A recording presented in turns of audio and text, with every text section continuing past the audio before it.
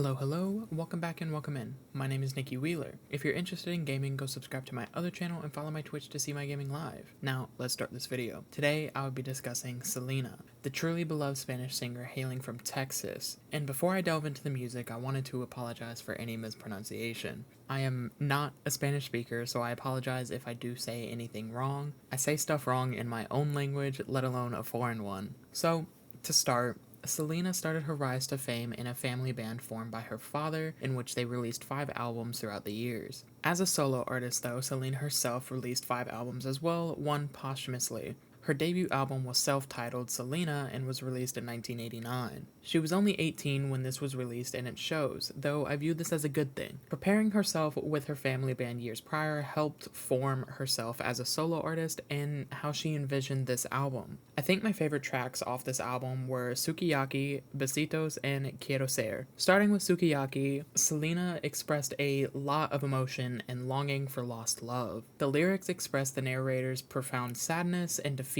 after witnessing the departure of their loved one. The opening lines suggest that the narrator's life feels empty and meaningless without the presence of their beloved. The chorus obviously stands out more and is probably my favorite part because it is a reminiscing section where it brings both joy and pain of memories. Using the acknowledgement of no return as the main focus, it makes this song 10 times more emotional because we know that there isn't going back. Another part of this track I loved was the outro. It's a repeated line and I tried to translate it, but it is basically saying that she is only a memory to this person, which amplifies that deep sense of loss and the acceptance of this fate of a living in the shadow of a newly departed relationship. This song would have been one of the best ways to start an album, and I wish it was the first track because it sets the mood for the rest of the album. The eternal loneliness you feel after something like a breakup, even if it was mutual, seems to set in quickly, and the impact reflected in this song was so smooth.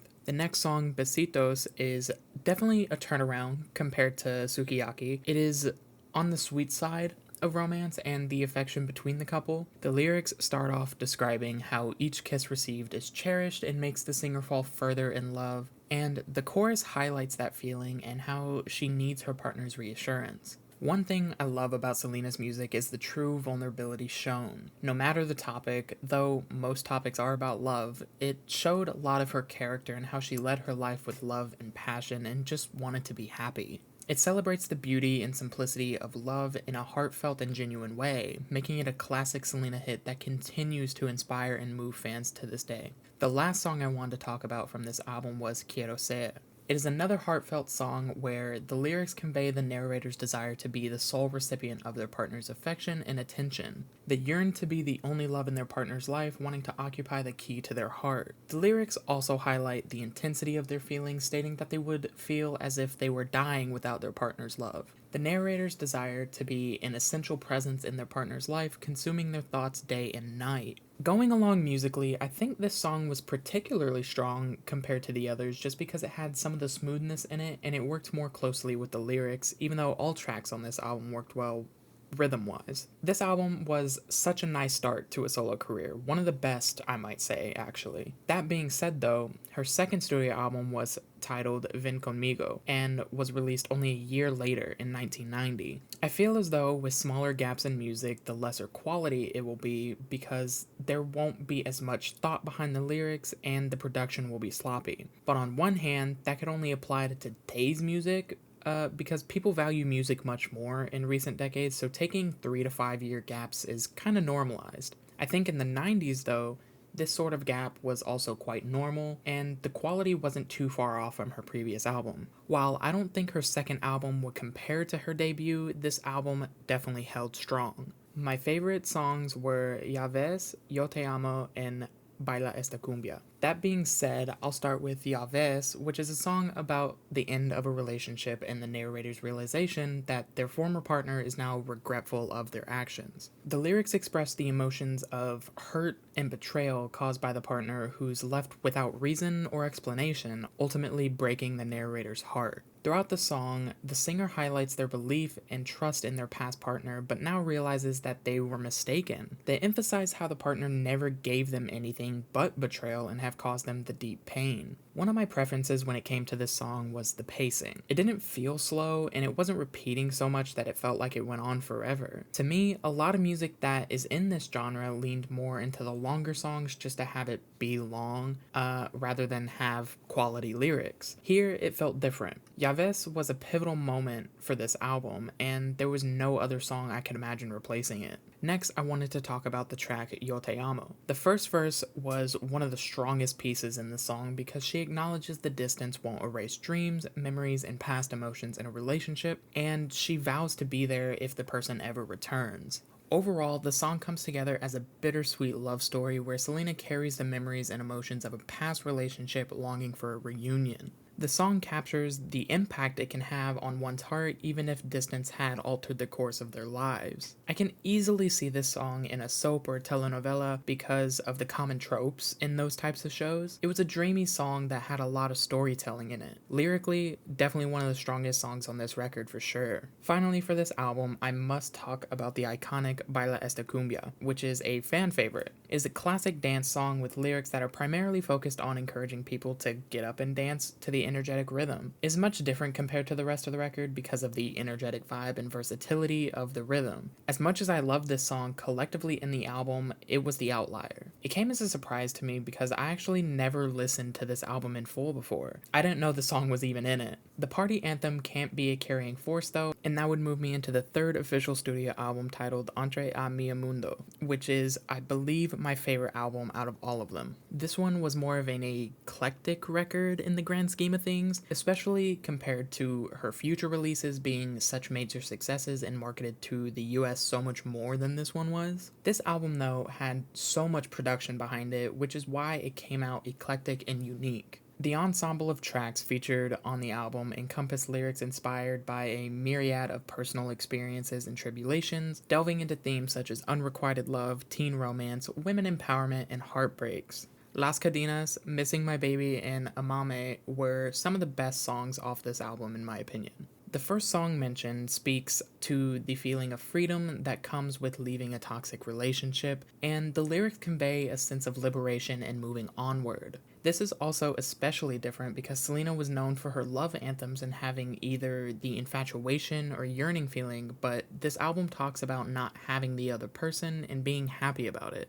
In the verses, she discusses taking back her life and is determined not to fall back into a situation like that again. The lyrics later further highlight letting go of memories and a hope for someone new while they wait. The brightness in this song is why I loved it so much, and it segued into a better future for Selena. One of the best parts of this song was the composition and how the lyrics were actually delivered. It was reminiscent of some traditional R&B grooves of the time and was a product of the time, but it still holds well now. The second song, Missing My Baby, was one of the first English songs Selena had made, and it is still one of my favorites from her, and a lot of critics as well, as they praised her emotive enunciation in the song. It is a mid-tempo R&B ballad influenced by urban and soul music. The lyrics describe the love felt by Selena, who reminisces on rhapsodic events she shared with her lover. In some parts of the song, the singer experiences loneliness and anguish because of the absence of her boyfriend.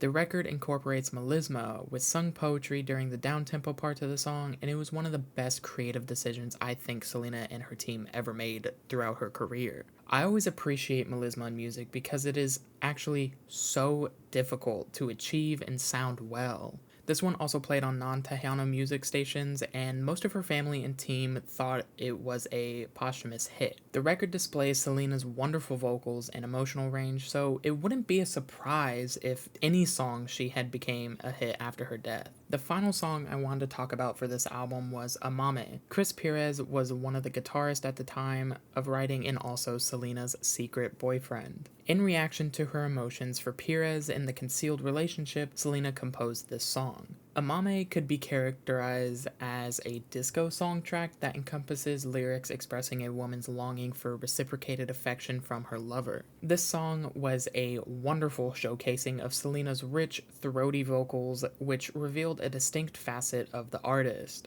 In the verses, the singer expresses how being without the person they love feels like not truly living, and I find that alone a stepping block to the end of the album. I think the verses were extremely strong in this one, like there were 10 times the emotion behind it, even though Selena had been and continues to prove herself as an emotional lyrical goddess. This song did end the record, and it can easily be seen as a new start and prepares you for the next album so well. The fourth record was titled Amor Prohibido and was released in 1994. It was a Tejano cumbia album modernized with a synthesizer-rich delivery using a minimalist style that was quintessential in the 1990s. Some of my favorite tracks on this one was the iconic Bidi Bidi Bum Bum, Amor Prohibido, and Si Una Vez. Starting with the song Bidi Bidi Bum Bum, it was originally written about a cheerful fish swimming freely in the ocean. The song's title is an imitative phrase suggesting the palpitating heartbeat of someone love-struck by the object of their affection. It is a Mexican cumbia song with Spanish rock and reggae influences being brought in for the charismatic feeling throughout the song. There is also a huge amount of electric guitar riffs in there that make the sound stand out so much more, with richer scoring, less driven synthesizers, and treble-heavy arrangements than the first 4 songs on this album. It was revered by the bridge because it mentions how the song itself makes the singer feel happy and want to sing along with her own heart, emphasizing the joyous nature of the song. Amor Prohibido is obviously the title and lead track of the record and is translated to Forbidden Love, which is the theme throughout the song. And while Selena wrote about herself, it seems with her partner Chris at the time, this song has become an LGBTQ+ anthem, and most of Selena's work has been amplified in recent years for the same reason, as they relate so heavily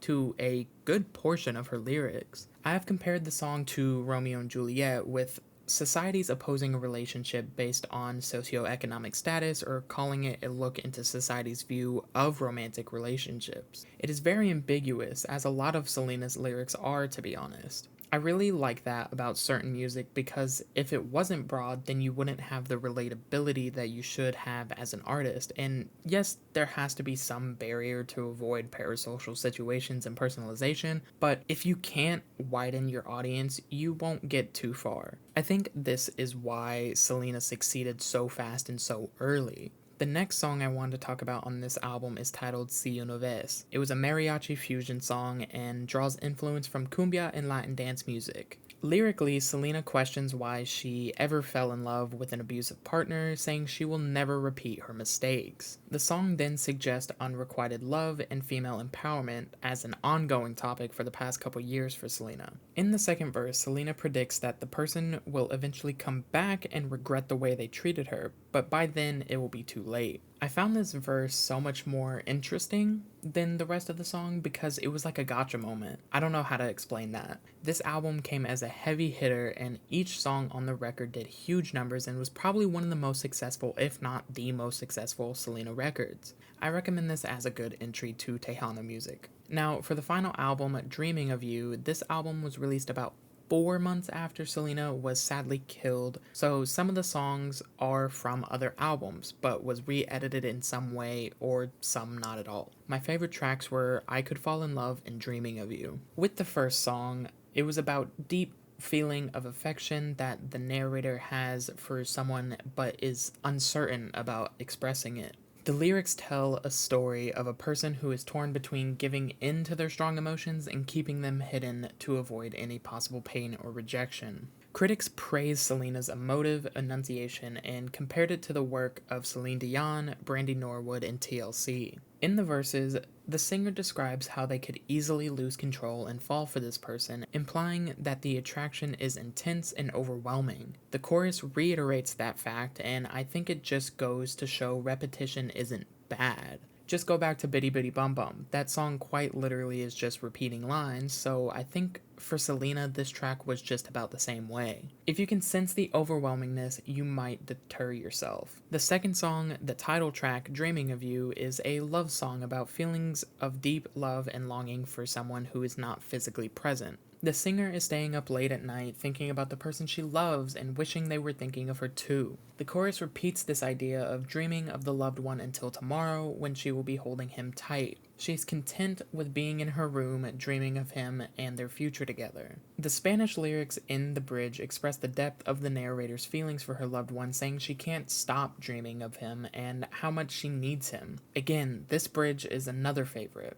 One of my favorite things about this album was that it was in English because it was outside of the range for Selena. Most of her discography is in Spanish, obviously, so seeing the change was honestly nice. Though I think if she went back to Spanish for a potential 6th album, it would have done 10 times better in success standards because it was bringing back the quote-unquote old Selena for so many fans. Sadly, we will not see that day, but we will cherish all of her music we do have and the wonderful words she has given us through these albums and her talent. Now, this is where I will be moving into the rankings of the albums. This is going to be on a best to worst scale and will take lyrics, music composition, and vocal capabilities into account. At number 1, I have Entre a Mi Mundo. Number 2 is Amor Prohibido. Number 3 is Dreaming of You, and number 4 is Selena. And finally, number 5 is Ven Conmigo. Selena was responsible for bringing a certain charm, the innovative spirit, and new perspective to Tejano music. And with Selena's popularity, it increased her provocative image, which made her a musical icon.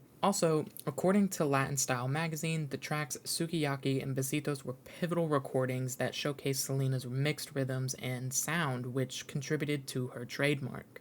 It is nearly impossible to think of what Latin music, and Tejano music in particular, would be if Selena didn't come into the scene so proudly. She had transformed it from the beginning, and there hasn't been anyone to replicate it, though we applaud and praise her talent throughout the decades without her and thank her contribution to being a stepping stone for insanely talented others. If you liked this video, give it a thumbs up and subscribe for more content like this. Comment down below for who I should cover next, and until next time, bye guys.